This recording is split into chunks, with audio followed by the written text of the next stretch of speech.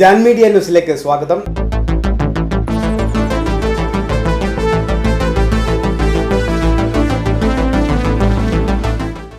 തിരൂർ നഗരസഭ തെരഞ്ഞെടുപ്പ് special programme വാർഡിലൂടെ ഒരു യാത്ര.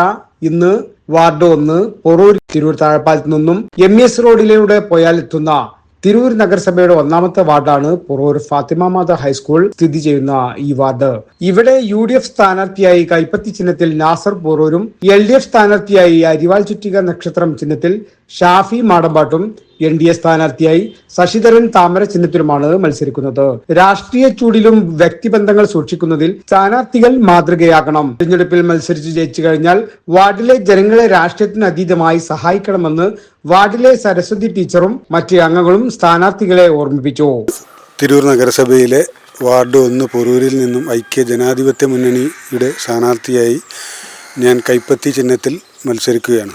നിങ്ങളുടെ എല്ലാവരുടെയും വോട്ടുകൾ എനിക്ക് കൈപ്പത്തി അടയാളത്തിൽ നൽകി വിജയിപ്പിക്കുന്നതോടൊപ്പം ഒരു പ്രദേശത്തിൻ്റെ സമഗ്ര വികസനത്തിന് വേണ്ടി എന്നാൽ ആവും വിധം പ്രവർത്തനത്തിൽ ഉൾപ്പെടുത്തുമെന്നും നമ്മുടെ നാടിൻ്റെ ഒരുപാട് കാര്യങ്ങൾ റോഡിൻ്റെ കാര്യത്തിലായാലും മറ്റ് സമഗ്ര വികസനത്തിന് പൊതു കൂട്ടായ്മയിലൂടെ ജനങ്ങളുടെ സങ്കടങ്ങളിലെ പ്രയാസങ്ങൾ അകറ്റുന്നതിന് വേണ്ടി ശ്രമിക്കുമെന്നും തിരൂർ പ്രദേശത്തിൻ്റെ സമഗ്ര വികസനമാണ് UDF ലക്ഷ്യമിടുന്നത്. അതോടൊപ്പം ഈ 1ാം വാർഡിലും പ്രത്യേകിച്ച് യുവാക്കളുടെ പ്രശ്നങ്ങൾ, തൊഴിലില്ലായ്മ രൂക്ഷമാണ്. അതിനൊക്കെ ഒരു പൊതുജന പങ്കാളിത്തത്തോടുകൂടി നമ്മുടെ കൂട്ടായ്മയിലൂടെ അതിനൊക്കെ പരിഹാരം കണ്ടെത്താൻ ശ്രമിക്കും. കഴിഞ്ഞ 10-30 വർഷത്തോളമായി ഈ പൊതുരംഗത്ത് പ്രവർത്തിക്കുന്ന ഒരു എളിയ പ്രവർത്തകൻ എന്നുള്ള നിലക്ക് എല്ലാ കാര്യങ്ങളിലും ഇപ്പം കഴിഞ്ഞ 5 വർഷം കൗൺസിലർ അല്ലാതിരുന്നിട്ടും ഒരു കൗൺസിലറുടെ സേവനം തിരൂർ നഗരസഭയിൽ ഞാൻ ചെയ്യുന്നുണ്ട്. അത് തുടർന്നും ജനങ്ങളിലേക്ക് എത്തിക്കും. കുടിവെള്ള പദ്ധതി ഞങ്ങളിപ്പോൾ കുറച്ച് 10-40 പേർക്ക് കൊടുത്തു. അത് ഇനിയും വ്യാപിപ്പിക്കാം. കുടിവെള്ളത്തിൻ്റെ ഈ പ്രയാസം ഈ ഫാത്തിമാത ഹൈസ്കൂൾ പ്രദേശത്ത് കുടിവെള്ളത്തിൻ്റെ രൂക്ഷമായ പ്രതിസന്ധി ഉണ്ട്. വെള്ളമുണ്ടെങ്കിൽ കൂടി അത് കുടിവെള്ളം ആയിട്ട് ഉപയോഗിക്കാൻ പറ്റാത്തൊരു പ്രതിസന്ധി ഉണ്ട്. അതിന് തീർച്ചയായും ഇനിയും ഇതുപോലെ ചെയ്തതിലപ്പുറം ഇനിയും ജനകീയ കൂട്ടായ്മയിലൂടെ അതിന് പരിഹാരം കണ്ടെത്താൻ ശ്രമിക്കുന്നതാണ്.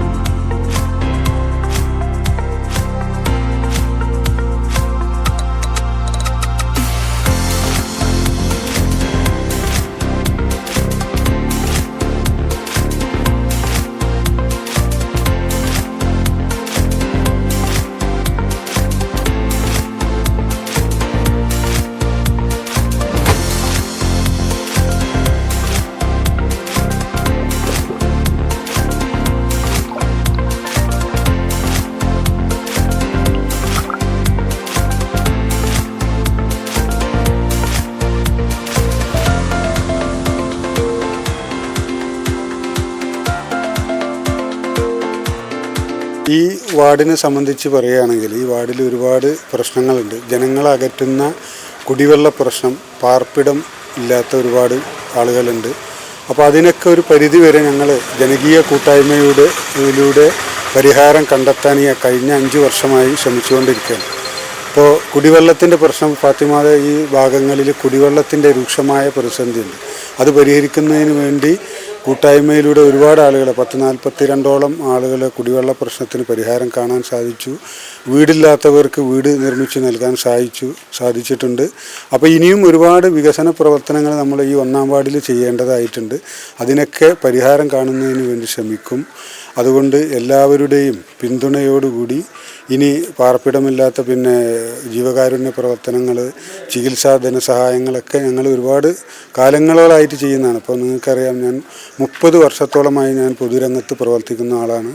കഴിഞ്ഞ 5-8 വർഷമായി ഞങ്ങൾ കൂട്ടായ്മ രൂപപ്പെടുത്തി ജീവകാരുണ്യ പ്രവർത്തനങ്ങൾക്കാണ് മുൻതൂക്കം നൽകുന്നത്. അപ്പോൾ ഈ പ്രദേശത്ത് നിങ്ങൾക്ക് നോക്കിയാൽ അറിയാൻ പറ്റും, ഒരുപാട് ജീവകാരുണ്യ പ്രവർത്തനങ്ങൾ ചെയ്തിട്ടുണ്ട്. അപ്പം മുൻകാലങ്ങളിൽ നിന്നൊക്കെ വ്യത്യസ്തമായി ജനങ്ങളുടെ പ്രശ്നങ്ങൾ, അടിസ്ഥാന പ്രശ്നങ്ങൾ ഒരുപാടുണ്ട്. ഞാൻ പറഞ്ഞ പോലെ കുടിവെള്ള പ്രശ്നം, പാർപ്പിടത്തിൻ്റെ പ്രശ്നങ്ങൾ, ഇതിനൊക്കെ പരിഹാരം കാണുന്നതിന് വേണ്ടിയിട്ട് എന്നാലാവുന്ന വിധം ശ്രമിക്കുമെന്ന് ഉറപ്പ് നൽകുകയാണ്.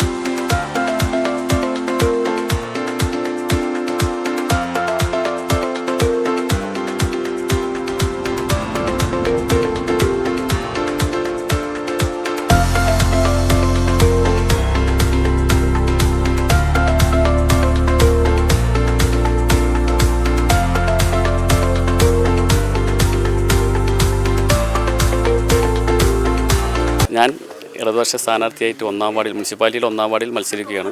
എൻ്റെ പേര് ഷാഫി മാടമ്പാട്ട്. ഈ 5 വർഷക്കാലത്തെ തിരൂർ മുനിസിപ്പാലിറ്റി കഴിഞ്ഞ 5 വർഷക്കാലത്തെ ദുർഭരണത്തിനെതിരെ എല്ലാവരും ഒറ്റക്കെട്ടായി തന്നെ പൊരുതുകയാണ്. ഈ ഒന്നാം വാർഡിൽ കുറച്ചും കൂടി അനിത ടീച്ചർ തുടങ്ങി വെച്ച കാര്യങ്ങൾ പൂർത്തീകരിക്കാൻ ഇനിയുണ്ട്. ഒട്ടേറെ വികസന പ്രവർത്തനങ്ങളാണ് ഈ ഒന്നാം വാർഡിൽ അനിത ടീച്ചർ നടത്തിയിട്ടുള്ളത്, മന്ത്രിയുമായി കൂട്ടുപിടിച്ചിട്ട്. അതേപോലെ തുടർച്ചയായി എന്നോണം വീണ്ടും എന്തൊക്കെ കാര്യങ്ങളാണ് ഇവിടെ ചെയ്യാനുള്ളത് അത് മുഴുവനും ചെയ്തു തീർക്കുക എന്ന ഉത്തരവാദിത്തമാണ് എനിക്കുള്ളത്. അതിനുവേണ്ടി എല്ലാവരും എൻ്റെ കൂടെ ഉണ്ടാവണമെന്ന് അഭ്യർത്ഥിക്കുകയാണ്. ഒന്നാം വാർഡിൽ ഒരു അംഗനവാടി ഉണ്ടായിരുന്നു. അത് വാർഡ് വിഭജനം വഴി 5-ാം വാർഡിലേക്ക് പോയിട്ടുണ്ട്. അപ്പോൾ ഒന്നാം വാർഡിൽ ഒരു അംഗനവാടിയുടെ കുറവുണ്ട്. അതും സ്മാർട്ടായ ഒരു അംഗനവാടിക്കാണ് ഞങ്ങൾ മുന്നോട്ട് വെച്ചിട്ടുള്ളത്. അത് തീർച്ചയായിട്ടും എൻ്റെ വിജയത്തോടു കൂടി ഒന്നാം വാർഡിൽ ഒരു അംഗനവാടിയും ഒരു വായനശാല സ്മാർട്ട് ആയിട്ടുള്ളത് തുടങ്ങാനുണ്ട്. പിന്നെ നമ്മൾ മുട്ടഞ്ചേരി തോട് 5 കോടി മന്ത്രി പാസ്സാക്കിയിട്ടുണ്ട്, അതിൻ്റെ നവീകരണമുണ്ട്.